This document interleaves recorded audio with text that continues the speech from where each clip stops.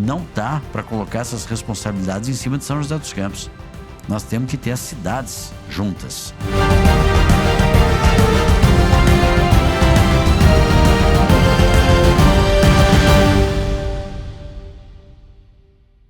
Olá, estamos iniciando mais um episódio do Pode Contar, o podcast do Desenvolve Vale. O Desenvolve Vale sempre preocupado em trazer assuntos de interesse do desenvolvimento, que gere crescimento, que gere uma série de questões importantes para todos. Porque onde tem desenvolvimento, não é só um que se beneficia, é toda uma cidade, é toda uma estrutura. E o Desenvolve Vale tem esse compromisso, tem essa missão, e a gente tem trazido aqui nos nossos episódios sempre temas que impactam o dia a dia, seja de um segmento mais específico, de uma forma mais ampla, autoridades públicas, mas assuntos sensíveis ao desenvolvimento.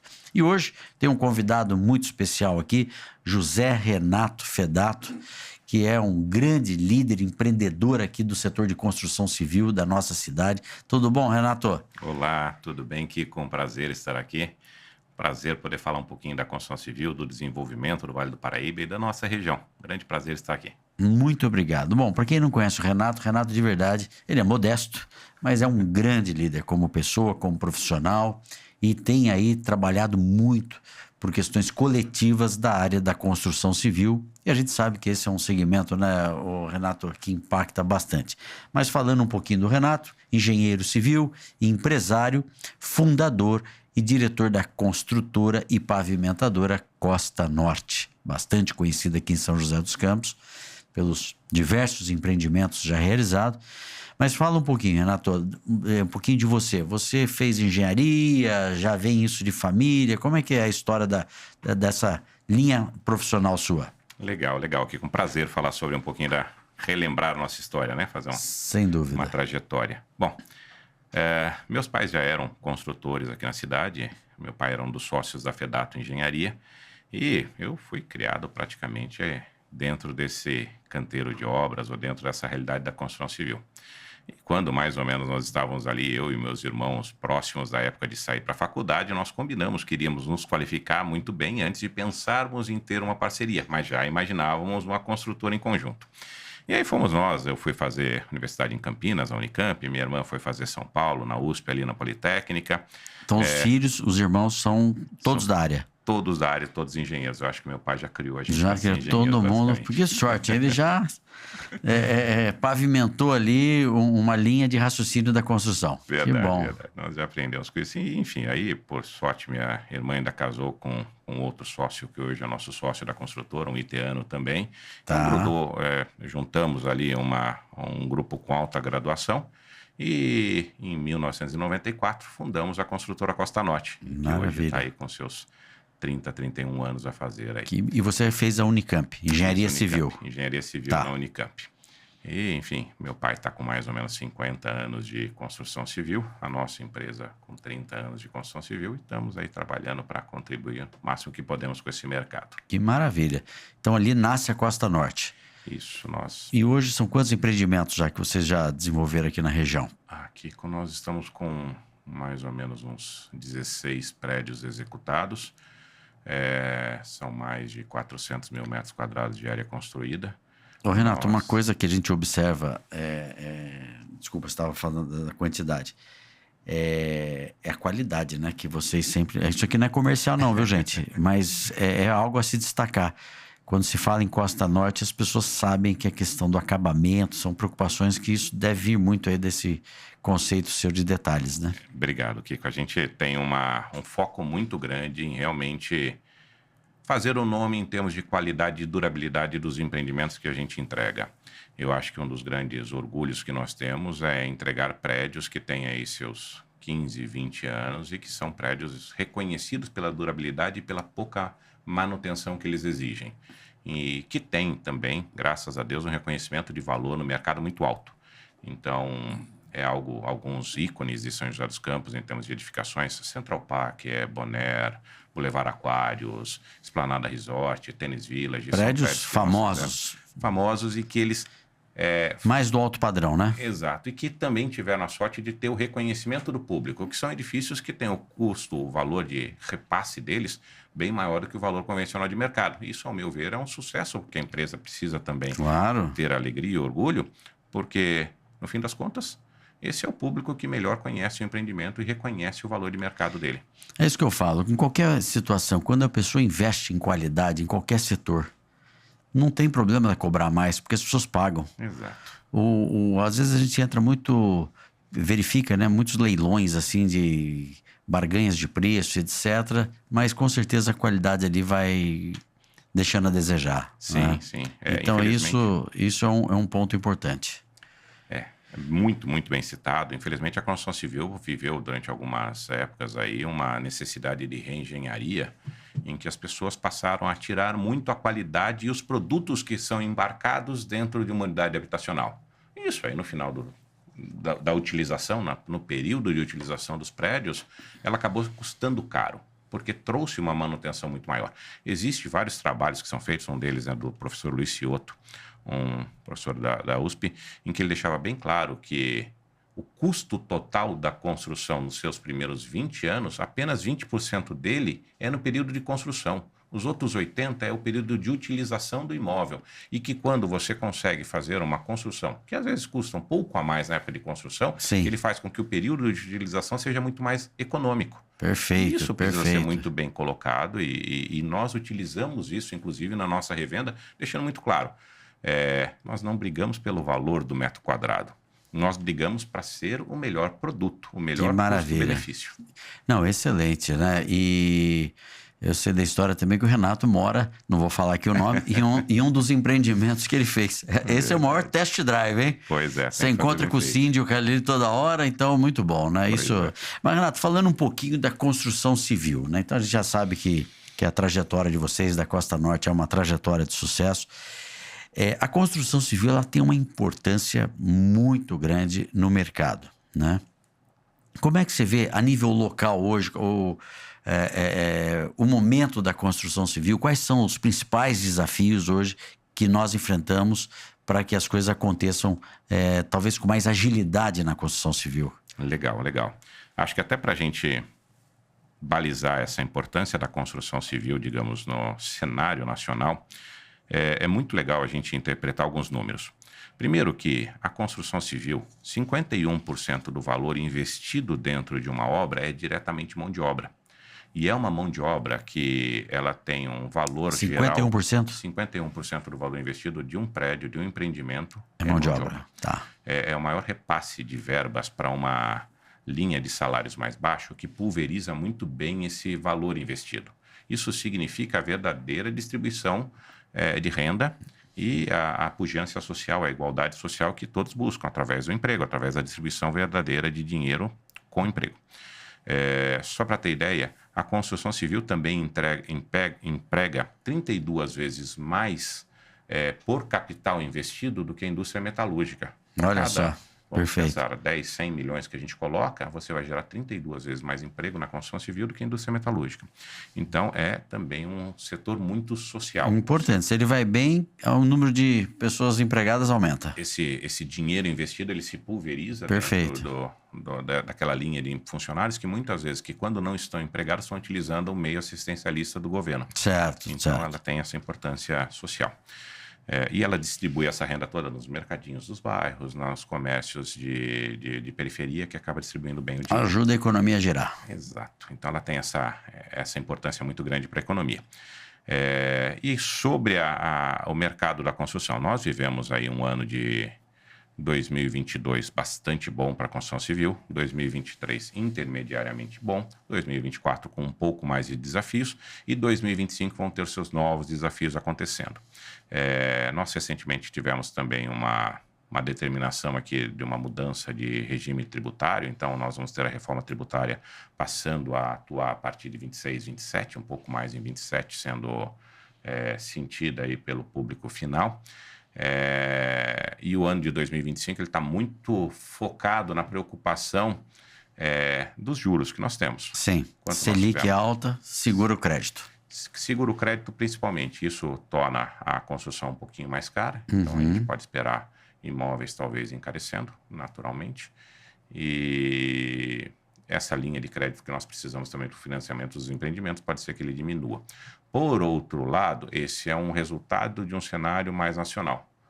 Nós vivemos numa região e num estado que está extremamente pujante. Sem dúvida. Do ponto de vista de federação, o país não vai tão bem. Do ponto de vista de estado, o estado de São Paulo vai muito bem. Vai muito bem. São José dos Campos, especialmente... Fora da curva. Fora da curva. Então, a nossa região deve ainda, na contramão do cenário visto nacionalmente, apresentar ainda boas oportunidades para o mercado imobiliário.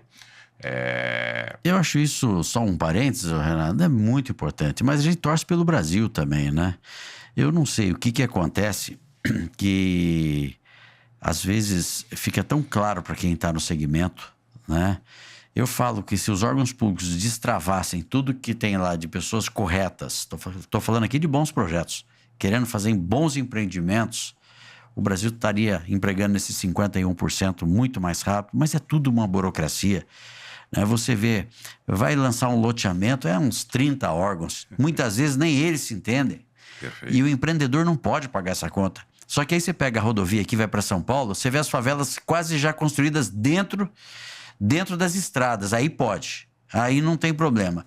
Então, o Desenvolve Vale, ele tem esses espaços aqui para a gente trazer essa reflexão. E aqui não vai nenhuma crítica a nenhum governante de nenhuma esfera. Mas vai sim um alerta, o Brasil precisa acordar para o século XXI. Né? Tudo que a gente fala, e é verdade, você está colocando, São José se destaca mesmo. E nós não estamos puxando sardinha para São José, nós queremos que o Vale do Paraíba se desenvolva como cidades, com todas as cidades, mas tem cidades aqui extremamente estratégicas. Daqui a pouco a gente pode falar de Jacareí, Taubaté, que está num novo mandato, um novo governo. Perfeito. Mas são dados, né? Você colocou aqui 52% é mão de obra. Né? E uma mão de obra que hoje é dependente de políticas públicas, muitas vezes. Perfeito. Né? Então, assim, é um desafio a gente conseguir colocar a cultura. Né? O Brasil precisa parar de competir ele com ele mesmo. Perfeito, Né? perfeito. Ou seja, os órgãos precisam se entender, precisam ser menos burocráticos. Então, enfim, mas, por Trocar favor. um pouquinho essa cultura de achar que o empresário, por algum motivo... É predador? É predador ou deixa ônus para a cidade. Pelo É o contrário, único que ele gera traz emprego, muito gente. ônus para a cidade. Sem e dúvida. Precisa ser visto pelo lado positivo que, sem empreendedor, as cidades que não têm empreendedor, infelizmente, padecem. Bom, mas, enfim, direto na ideia de mercado imobiliário, ainda acho que ainda temos um grande avanço, sem dúvida alguma, os empreendimentos focados no Minha Casa Minha Vida, em que tem aí uma condição de financiamento muito especial, vão ser cada vez mais atrativos. O médio padrão também vai ser um empreendimento em que nunca vai perder o status de segurança que ele tem para investimento. Nós vivemos aí um turbilhão dentro do mercado financeiro. Não há hoje condições ou previsibilidade principalmente para trabalhos em papéis, em ações e em bolsas em geral, enquanto o mercado imobiliário sempre apresentou nesses últimos 15 anos rentabilidade e segurança bem superior ao que se coloca nesses rendas fixas e todos os outros produtos. Não tenha dúvida. Um pouquinho mais de garantia que se tem por aqui. E se comparar então com as rendas variáveis, aí é incomparável, é muito melhor. Agora, falando um pouco de mercado local, metro quadrado. Todo mundo fala que Camboriú hoje tem um metro quadrado mais caro do Brasil. São Paulo a gente tem visto também. Mas São José dos Campos também deu uma melhorada boa pós-pandemia no valor de metro quadrado. Sim, né? São José tem aí encabeçado as cidades com maior valorização de imóveis do país. Então é extremamente interessante o que nós temos conseguido em termos de rentabilidade dentro desses investimentos. E nós temos uma particularidade. Nós temos também a segurança e a confiabilidade que ele vem crescendo ao longo do tempo. Porque muitas vezes você pega por espaços curtos de tempo, algumas cidades elas se destacam. Mas se você pegar em espaços de tempo mais longo, talvez ele não tenha essa confiança tão grande de continuar ainda com essa curva ascendente de valorização de imóveis.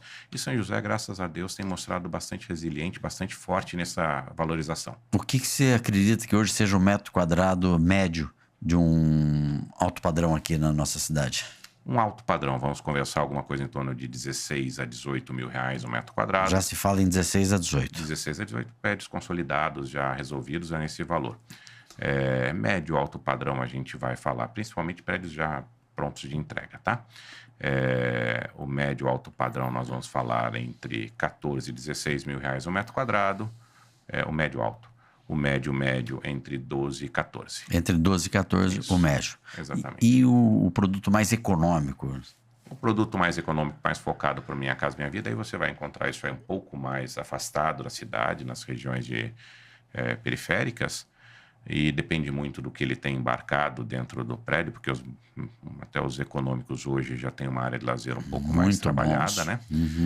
Mas vai ficar na faixa de os mais simples, em torno de R$8.000 o metro quadrado, até a sua faixa de R$11.000 o metro quadrado. Tudo vai Perfeito. variar um pouquinho também do tamanho que ele está oferecendo, porque os prédios muito compactos, infelizmente, ele necessita de um metro quadrado um pouco mais caro.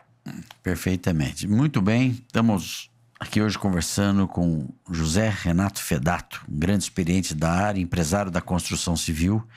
Também foi presidente da Convap, né, que é a Associação das Construtoras do Vale do Paraíba. Renato, e como é que você vê hoje o poder público? O que pode ser levado ao poder público para colaborar com o setor da construção civil? Excelente pergunta. Vale muito destacar que nos últimos 8 anos a 10 anos, mais ou menos, nessa gestão que nós temos aí, Anderson e Felício, o poder público tem sido muito próximo a ouvir as demandas, não só da construção civil, mas todos os outros setores econômicos, e não é à toa que a cidade tem se mostrado tão pujante. E muitos trabalhos foram feitos. Hoje nós temos um setor técnico da prefeitura ainda não perfeito, mas muito próximo de atender bem ao setor da construção civil, ao setor empresarial e todas as empresas que propõem aprovações de projeto. Eu acho que o principal necessidade de destravamento está relacionado a itens de aprovação de loteamento, que ainda tem aí sua demanda, seu tempo, por conta de diferenças de interpretação da legislação municipal com a legislação estadual. Nós perdemos muito mais tempo, mas mais culpa até de órgãos estaduais do que municipais. E ainda há necessidade de alguns aprimoramentos na nossa legislação vigente de zoneamento. Ainda acho extremamente importante o estudo e a revisão dos valores de outorga onerosa de São José dos Campos. Elas estão se mostrando punitivas em determinados casos em que o valor venal do terreno é alto. A prefeitura sabe dessa dificuldade, sabe desse problema. Aliás, vamos explicar o que é outorga onerosa para quem não é do ramo. Importante ponto que o Renato está colocando. É uma taxa, que é o imposto, né? É o imposto que se cobra quando você quer construir a mais do que é o permitido no terreno. Explicando assim, é isso mesmo? Legal. É muito boa a oportunidade para a gente explicar a real criação da outorga onerosa. Sim. A outorga onerosa é um imposto que foi criado, apesar de, por vezes, quererem chamar de taxa, mas é um imposto. É um imposto. Que foi criado para você poder construir no seu terreno. Até mais ou menos 2018, os terrenos tinham uma capacidade de construção, que chama CA, coeficiente de aproveitamento, de 3. Isso eu vou falar de uma forma... Então, se o terreno tem 1.000 metros, você poderia construir ali 3.000 metros. Isso. Ok. No plano diretor que foi aprovado em 2018, que tem muitos pontos positivos, vale salientar, e infelizmente veio com esse ponto negativo. Que é a outorga onerosa. Exato. E nesse ponto negativo, eles reduziram a capacidade de aproveitamento do terreno de 3 para 1,3. E em alguns pontos da cidade, só em alguns pontos, deram a permissão de voltar a 3 ou chegar até 4. Desculpe, voltar a 3 em boa parte da cidade e ir até 4 em poucas partes da cidade. Certo. Só que para você voltar a construir aquilo que já era seu direito, que você pagou pelo terreno e que era a capacidade construtiva do terreno, você teria que pagar um valor de outorga onerosa. E esse valor, por várias vezes, está ficando punitivo para a execução dos empreendimentos, o que faz com que ou o empreendimento não aconteça ou que ele aconteça com um preço para o consumidor bem maior do que era o previsto inicialmente. E é esse item que nós estamos hoje conversando com a municipalidade, mas, obviamente, eles conhecem muito bem a mecânica dessa cobrança e já entenderam que é uma cobrança que está desajustada, que precisa de suas correções. Inclusive, eles reconheceram isso há 2 anos atrás, onde eles deram um desconto no valor dessa outorga onerosa de algo em torno de 30%, e que agora eles precisam reestudar, porque esse desconto acabou no dia 31 de dezembro de 2024.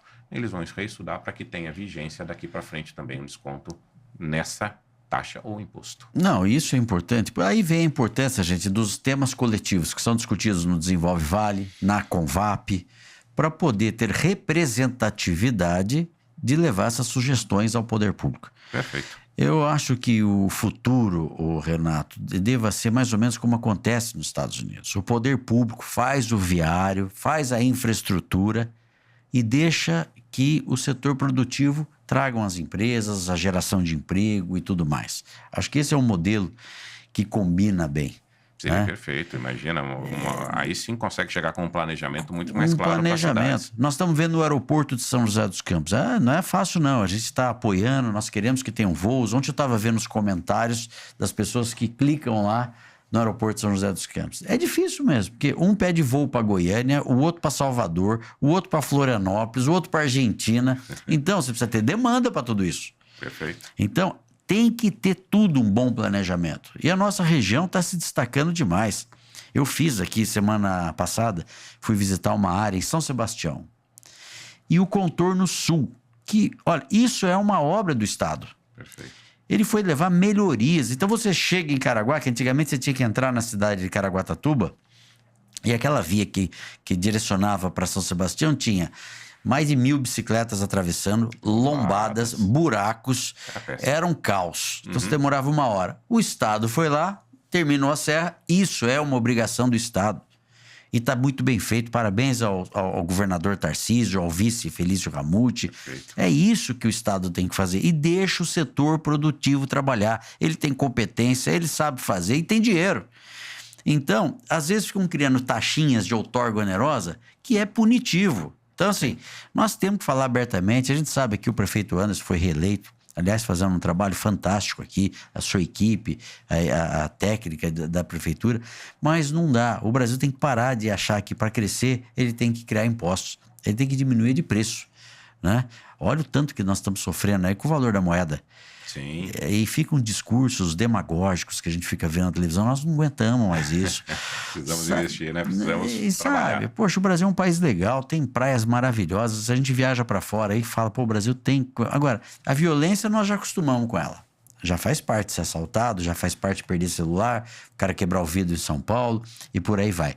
Agora, como é que muda tudo isso? Né? Muda através da educação, dando oportunidade para as pessoas que hoje estão fora da escola, mas também trazendo desenvolvimento econômico. Perfeito. O desenvolvimento econômico vai trazer dignidade, vai trazer tudo isso. Caminha junto, né? Você Tudo precisa caminha.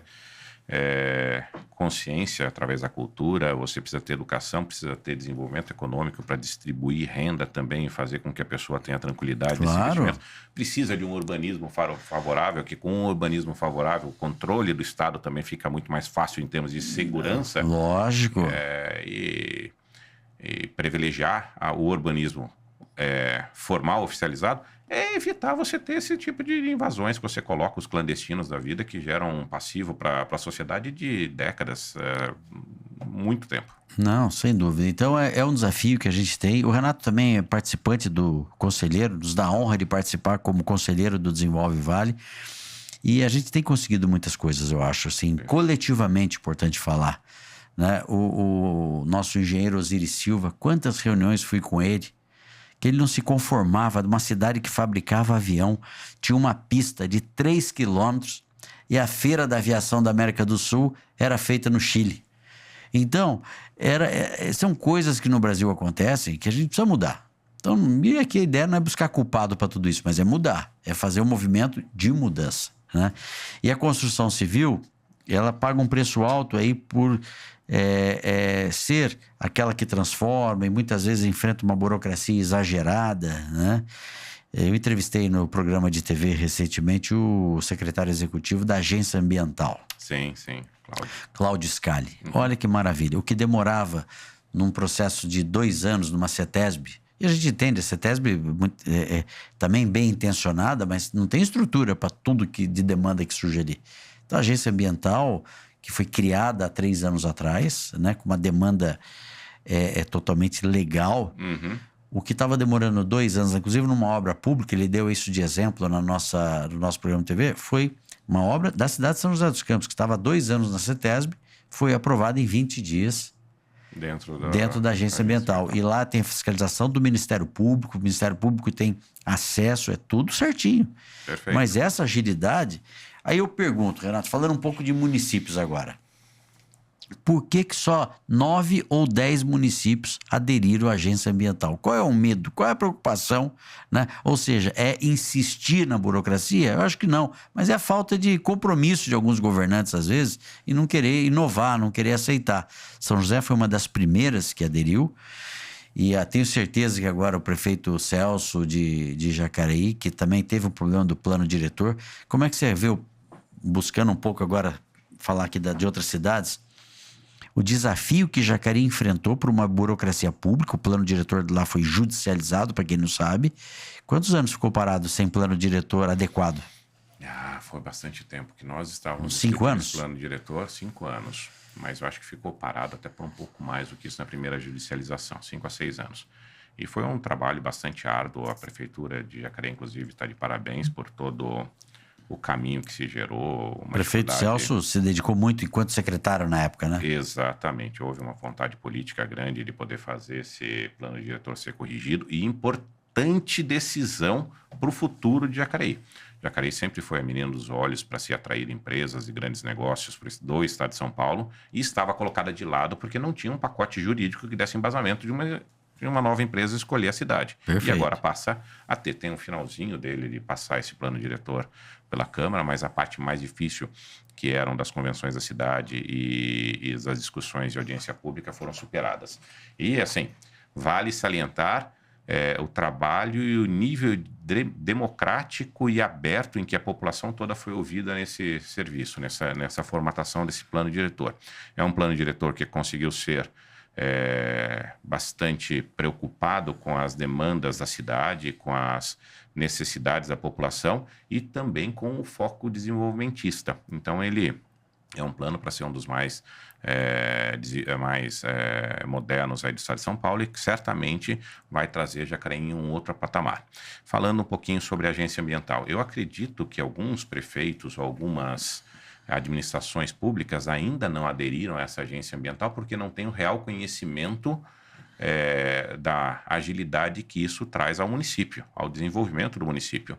Agora, com esses casos de sucesso já sendo colocados na realidade, no mundo real, só um pouquinho de força política, eles certamente vão aderir também a essa agência ambiental para agilizar seus processos. A agência também busca ampliar um pouco mais a capacidade de aprovação dela, porque hoje ela tem um número limitado de atividades a qual ela pode legalizar. Importante isso. É importante também dar esse apoio para que essa agência ambiental ela se torne cada vez mais autônoma, que ela tenha condições de aprovar mais itens que são loteamento é um dos que ainda não pertence à permissão para ela poder licenciar. Mas para a CETESB de São Paulo. Eu sei que eles se relacionam muito bem com a CETESB e tem conversas aí em andamento, segundo a entrevista do presidente Cláudio Scali. Perfeito. Precisa apoiar também para que ele possa cada vez ser uma agência mais completa, que ela consiga tornar mais ágil a aprovação aí na nossa região.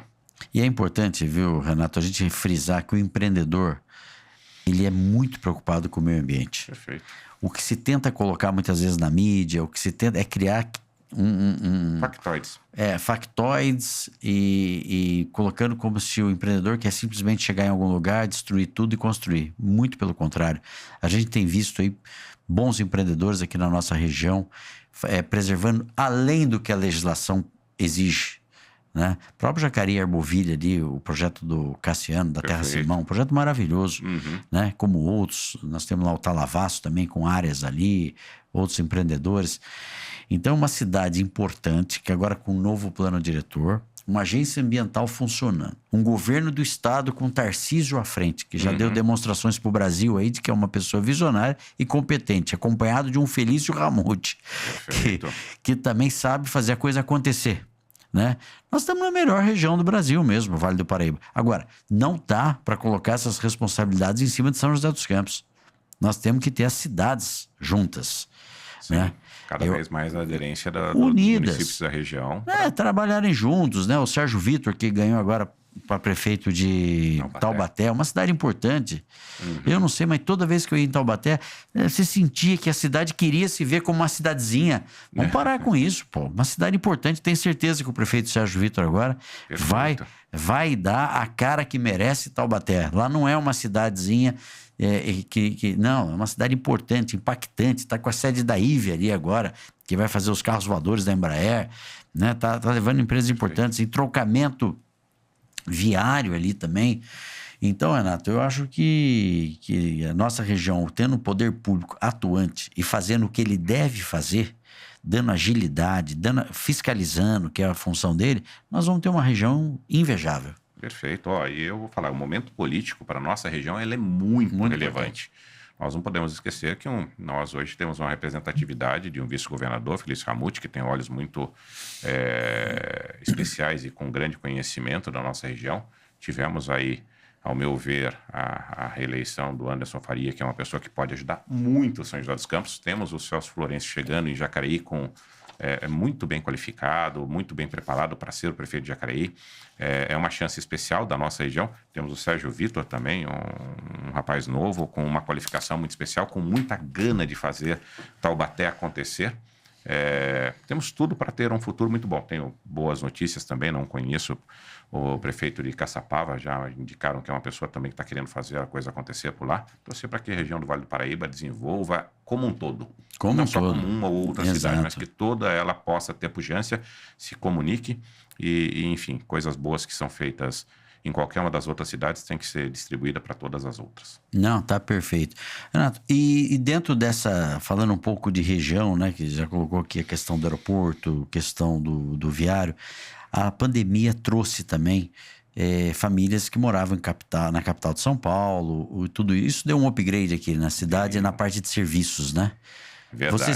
Você vendeu esses seus empreendimentos para pessoas de São Paulo? Com certeza, nós tivemos o movimento de vinda de pessoas da capital para São José dos Campos, eu acho que ele já começa basicamente na época de 2010, 2008, pessoas buscando qualidade de vida de uma cidade como São José dos Campos. Mas durante a pandemia esse movimento ele se fortificou muito. Tivemos muitas pessoas que até com a facilidade, com tornar o trabalho em home office mais prático, buscaram ver uma cidade com qualidade de vida como São José dos Campos. Isso aí traz novos costumes, porque queira ou não queira, a pessoa que já viveu em um polo como São Paulo é acostumado com um nível de serviço alto, aceita pagar, mas tem a exigência da qualidade de entrega também. Exatamente. E acho que isso tem trazido já uma melhora nas prestações de serviço, na oferta de cultura, também na oferta de eventos que nós temos agora na nossa cidade. É um momento para São José também aproveitar esse movimento de pessoas vindo, tanto do Rio de Janeiro como das capitais, né, de São Paulo também, auxilia bastante ao mercado imobiliário em si poder oferecer produtos cada vez de uma qualidade maior, um serviço de qualidade melhor. Isso aí traz junto a gastronomia, traz junto a cultura, traz junto o varejo em geral. Quer dizer, eleva o nível de prestação de serviços, né? Torna a cidade cada vez mais metropolitana. Aliás, nós temos aqui... Sim, bons shoppings, né? E eu lembro que uma vez eu recebi aqui em São José um representante de um dos maiores grupos de shoppings do Brasil. Ele era o vice-presidente do grupo. E ele me pediu no mesmo dia para visitar os principais shoppings daqui. Nós fomos no Vale Sul, no Colinas e no Center Valley. E ele falou, olha, eu vou te falar, vocês estão muito bem servidos de shopping aqui. Concordo. Né? Então, eu sou uma pessoa experiente, ele me falava, eles têm mais de 20 shoppings no Brasil. Então isso é muito bom, porque isso agrega, né? São Paulo realmente está ficando muito difícil. Essa semana eu estive lá, Renato, sem brincadeira. Fiz um planejamento para uma reunião de 1h30, mas eu fiquei entre ida e vinda 8 horas do carro. Quando eu achava que tinha saído do trânsito de São Paulo, pegamos um acidente na Dutra. Depois que pegamos a obra da duplicação. Pô, um dia inteiro para uma reunião de 1h30. Então nós temos que começar a olhar para novos centros, né? Então, enfim. Renato, uma outra questão do mercado da construção civil. Comprar um imóvel não é como comprar qualquer coisa. Que recomendação que você dá hoje para alguém que ainda não tem um imóvel? Qual o melhor caminho para uma pessoa começar a comprar o seu imóvel? Excelente pergunta. E adoro responder quando me perguntam isso, quando eu tenho a oportunidade de conversar. A compra do imóvel, ela é uma responsabilidade que você vai carregar para os próximos 10, 15 anos da tua vida. Uma boa compra de imóvel vai trazer frutos de valorização para o seu patrimônio. Porque quando se compra um imóvel, é claro que você pensa em morar muito bem, é claro que você pensa em qualidade com a família. Isso tudo também tem que ser levado em consideração. Mas não pode se esquecer em segurança do patrimônio que você está investindo ali. A principal dica que eu dou para quem está comprando imóvel: certifique-se da empresa que você está comprando é uma empresa realmente idônea. Tome todo o cuidado do mundo para saber se esse empreendimento que você está negociando é um empreendimento incorporado no cartório de registro de imóveis local. Certifique-se também que você está adquirindo o imóvel como comprador. Tenha todo o cuidado do mundo quando te oferecerem a sociedade de um empreendimento em que você não está comprando, na realidade, uma unidade imobiliária, quando você, na realidade, está sendo sócio de uma cota do empreendimento. Isso é muito perigoso no ponto de vista do comprador, principalmente a pessoa que está visando comprar um imóvel.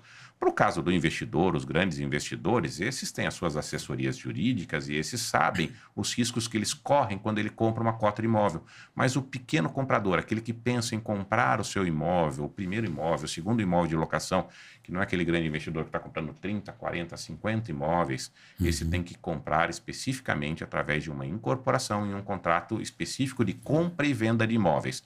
Tenha muito cuidado com o contrato de cotas. Não, isso que você está colocando é importante. Inclusive, eu participei de uma reunião que teve na Ordem dos Advogados do Brasil, de São José dos Campos, porque a gente tem visto aí que o mercado de cotas tem crescido. E acho que essa ressalva, eu gostaria de endossar as ressalvas que o Renato colocou muito bem aqui.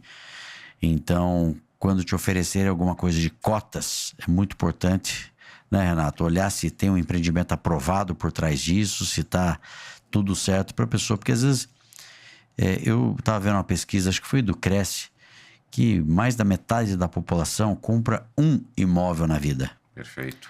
Né? Você imagina comprar esse um imóvel errado, ou não receber esse imóvel. Então, acho que esse é um alerta importante. A Ordem dos Advogados do Brasil fez um trabalho de uma cartilha aqui na cidade de São José dos Campos. Quem tiver dúvida, com certeza pode conectar com eles. A Convap acho que participou também? Participou. Essa cartilha foi, na realidade, encabeçada pelo PROCON. Pelo PROCON. Inclusive, qualquer dúvida, é uma cartilha que está no site do PROCON. Dentro da unidade física do PROCON também pode ser retirada essa cartilha em vias impressas, né, em papel, ou ser baixado do site do PROCON. Mas é um trabalho conjunto de PROCON, a Convap e a OAB. Justamente alertando Tá que a certíssimo. compra de um imóvel não deve ser feito através de um contrato de participação de cotas. Esse não é a forma segura em que você garante os direitos de um consumidor de imóvel. Muito importante, pessoal. Essas dicas que está sendo dada aqui pelo Renato na hora de comprar o seu imóvel. Legal. Renato, hoje, como que está o estoque de imóveis da nossa cidade? Tem demanda? Porque o nosso programa é muito ouvido por empreendedores também. Você que é experiente na área aí, sempre lançando e etc. O que você acha do estoque de imóveis prontos hoje? Qual que seria um mercado promissor aí para a nossa região? Legal. Kiko, vale salientar que, principalmente aqui na Zona Oeste, que a gente está falando ali no mercado do médio alto padrão, hoje nós temos carência de imóveis, principalmente formatação de imóveis de 2 e 3 dormitórios. 2 e 3 hoje é a carência. É a carência que existe pelo pedaço na Zona Oeste. Tá. Região Oeste, para quem não sabe, é Aquários, Vila Diana. Podemos chamar de um padrão mais alto. Isso, Urbanova, essa região Tá. um pouco mais 2 alto. e 3, médio, apartamento alto aí padrão. de 60 metros, 70 metros. De 60 a 110, De 120 metros 70 a 110, quadrados é o tá. que hoje tem uma procura Tá. um pouco maior. Existia também uma demanda por imóveis de maior tamanho. Essa demanda ela foi atendida. Tiveram alguns lançamentos que ofereceram uma quantidade maior desses imóveis. Essa demanda hoje ela está bastante equalizada. Mas São José dos Campos é uma cidade que consome mais de 4 mil unidades ano. Então nós temos... Esse é o número? Mais de 4 Novos não. unidades novas. Unidades novas. Olha, eu não tinha esse número, hein? Interessante. 4 mil unidades novas são vendidas média ano em São José dos Campos. Isso. E nós ainda temos vários mercados que têm espaço para esses novos produtos. Temos mercados pujantes, por exemplo, na Zona Sul, é uma zona que também demanda sempre muito imóvel, ele tem poucos lançamentos. São José ficou durante muitos anos sem lançamentos na linha de atendimento do faixa Minha Casa Minha Vida. Esse está sendo atendido? Esse começou a voltar, mas ainda está longe de atender toda a demanda. Ainda tem bastante tempo de utilização de demanda. E nós tínhamos até na época um pouco mais fraca do mercado imobiliário, que nós vamos ter que lembrar que ela estava um pouco mais devagar em 2015, 16 até 17, um estoque relativamente alto. Esse estoque foi consumido. Com o tempo vieram os novos lançamentos que começaram a repor um pouquinho mais de estoque, e novamente nós estamos com estoques relativamente baixos. Olha só. A preocupação que nós temos hoje só, que é muito pequena, é a preocupação com o custo que o mercado imobiliário vai chegar para os lançamentos, principalmente do ano de 26, 27. Certo. Deve ter um acréscimo aí de valores. Então, quem já é proprietário de um imóvel deve também sentir esta valorização na sua propriedade. Ótimo. Mas não tem jeito. Com o aumento de custos que vai aparecer, principalmente por questões de impostos, isso aí deve refletir também no valor de imóvel. Quer dizer, você acha que a reforma tributária, no final das contas, vai aumentar o custo da construção? Vale salientar que houve um trabalho muito bem feito no Congresso, com um acompanhamento da CEBIC, que é a BMI também, muito bom. O nosso conselheiro Alfredo de Freitas trabalhou ativamente nesse papel, nessa preocupação, conseguiu que o impacto dessa nova reforma tributária fosse menor do que era previsto anteriormente. Mas vai aumentar um pouco o valor do custo de construção. Esse aumento ainda está sendo mapeado, porque ele muda de patamares dependendo do padrão de imóvel que você vai colocar. Os padrões mais baixos vão sentir um pouco menos o aumento de custos. Já os padrões médios e mais altos devem sentir um impacto maior de impostos sobre a unidade habitacional, mas em média aumenta-se aí entre 5% a 12% o imóvel nesse decorrer dos anos, com a efetiva implementação. 5% a 10%? 5% a 12%, 12%. Dependendo do padrão de imóvel. Você fala em São José dos Campos, isso? Isso é nacional, né? Nacional. Vai aumentar nacionalmente o impacto, tá? Sim, você está falando do impacto dos custos, desculpa. Impacto do valor de venda do imóvel. De venda, sim. Em função desse... Em função do aumento de impostos. Perfeito. Mas com relação ao raciocínio inverso da valorização, que a nossa cidade hoje tem a melhor valorização. Perfeito, né? Exatamente. Renato, quero agradecer bastante aqui, né? Você tem tido uma participação coletiva importante, foi presidente da Convap, participante ativo do Desenvolve Vale, empreendedor, gerador de emprego aqui. Você está entregando um empreendimento agora, né? Estamos entregando a Signature Real Parque. Que, aliás, eu passei lá na frente, parabéns, viu? Obrigado. E eu conversava com o Renato esses dias desse empreendimento dele, os detalhes, né? De som, de proteção disso, daquilo. Muito bom, parabéns. Obrigado. Acho que isso é um orgulho para a nossa cidade aqui, saber que temos empreendedores com a qualidade da Costa Norte e você à frente ali, tocando tudo isso aí. Obrigado, Kiko. Um grande prazer estar aqui, poder falar um pouquinho da construção civil, poder falar também um pouquinho da história da minha família na construção civil, da construtora que a gente tem, da Costa Norte, e do esmero, que eu acho que a gente sempre tentou colocar nos produtos e deixar aí para essas novas gerações, se possível, um bom recado que vale muito a pena ter dedicação na tua empresa, ter dedicação na qualidade do seu produto e, claro, também você vai perceber no passar do tempo que isso valoriza, inclusive, o teu patrimônio. Renato, a gente já está no final aqui, mas você tocou num ponto da família, né?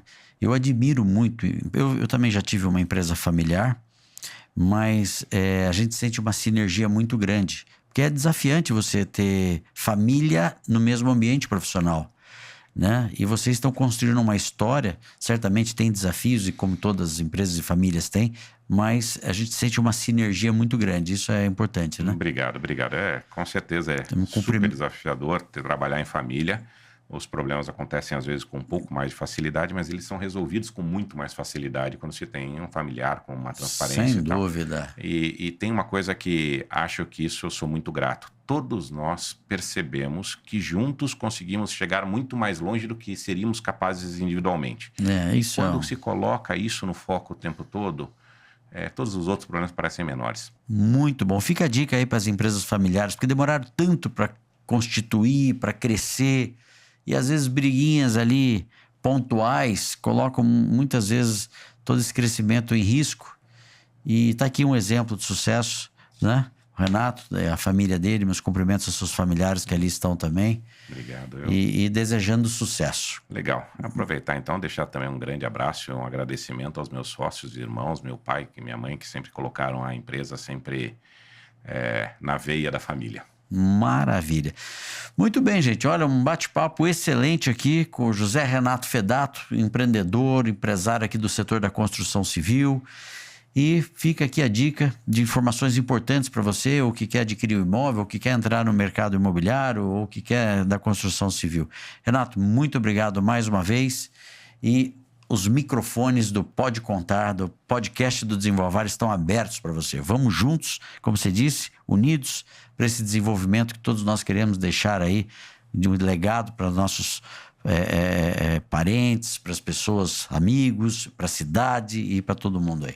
Muito obrigado por ter participado conosco aqui. Eu que agradeço, Kiko. Um abraço. Boa reunião. Forte demais. E vamos adiante. Agradeço. Muito obrigado. Excelente conversa. Muito bem, e fiquem atentos nas nossas mídias sociais dos próximos episódios, dos que já temos gravados de podcast. Sempre trazendo aqui questões importantes, sensíveis ao desenvolvimento. Muito obrigado pela sua audiência. Muito bem, e tudo isso é possível porque nós temos as grandes empresas que apoiam esse projeto do podcast. Quero agradecer aqui ao Colégio Ângulo Cassiano Ricardo, uma grande história de sucesso na educação aqui da nossa cidade de São José dos Campos. A Bluefit, academia que está lá cada vez prosperando mais, com novos equipamentos, fazendo a diferença para quem quer cuidar da saúde. Bluefit. E também Pontes Consórcio. Sucesso absoluto, trazendo ali a possibilidade de muitas pessoas, através do consórcio de imóveis, a comprar seus imóveis numa modalidade super acessível a todos. Então é um prazer muito grande ter esses apoiadores aqui no programa do Pode Contar, o podcast do Desenvolve Vale.